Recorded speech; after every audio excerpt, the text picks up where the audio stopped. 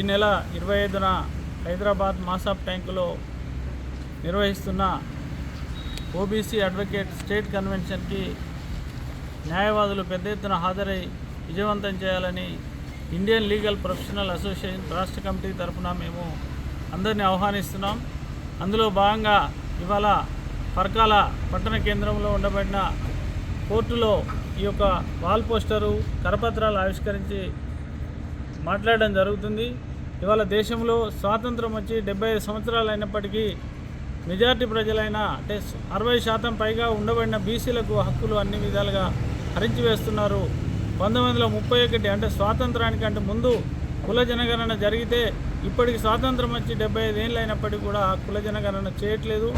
BC హక్కుల కోసము BC జనాభా తమాషా ప్రకారము సకల సామాజిక రంగాలలో వాటా కోసం మేము ఎన్నిసార్లు డిమాండ్ చేసినప్పటికీ ఈ దేశంలో ఉండబడిన ఆధిపత్య వర్గాలు కోర్టులలో కేసులు వేసి మీ జనగణన లేదు, మీ జనాభా నిష్పత్తి ఎంతో తెలియదు, మీ జనాభా లెక్క తెలియకుండా మీ ఏ పద్ధతి ప్రకారం వాటా ఇస్తామని ప్రతి అంశంలో కూడా కోర్టులలో కేసులు కొట్టివేయడం జరుగుతుంది.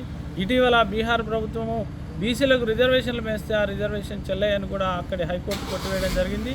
ఇట్లాంటి ఎన్నో సమస్యలు బీసీలకు ఉన్న సమస్యల పట్ల బీసీ న్యాయవాదుల్ని ఒక చైతన్యం చేసి తద్వారా బీసీ న్యాయవాదుల ద్వారా ఈ యొక్క సమాజాన్ని చైతన్యం చేసి అంతిమంగా బీసీ హక్కులు సాధించడంలో భాగంగా ఈ నెల 25న తలపెట్టిన ఈ యొక్క బీసీ న్యాయవాదుల రాష్ట్ర సదస్సుకు దేశంలోనే ప్రముఖులైన మధ్యప్రదేశ్ చెందిన న్యాయవాదులు, కర్ణాటక చెందిన ఎస్ బాలన్ న్యాయవాది, పూణే నుండి వస్తున్న వాసంతి నల్వాడ న్యాయవాదులు వచ్చి యొక్క బీసీ సమస్యల పట్ల ఇవాళ బీసీ రిజర్వేషన్లు అంటే మహిళా రిజర్వేషన్లు పెట్టారు. రాత్రి మహిళా రిజర్వేషన్ బిల్లు పెట్టారు.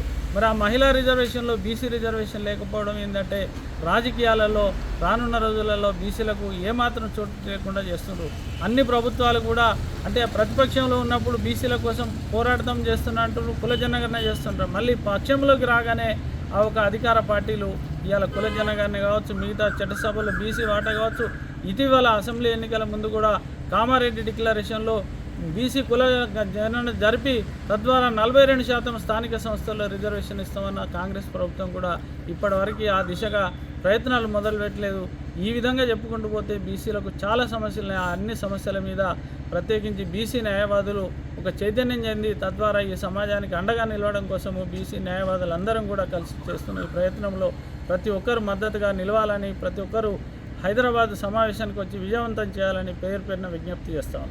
మేమెంత మందిమో మేమెంత మందిమో జై బీసీ, జై బీసీ, వర్ధిల్లాలి పూలే అంబేద్కర్ ఆలోచన విధానం, వర్ధిల్లాలి పూలే అంబేద్కర్ ఆలోచన విధానం.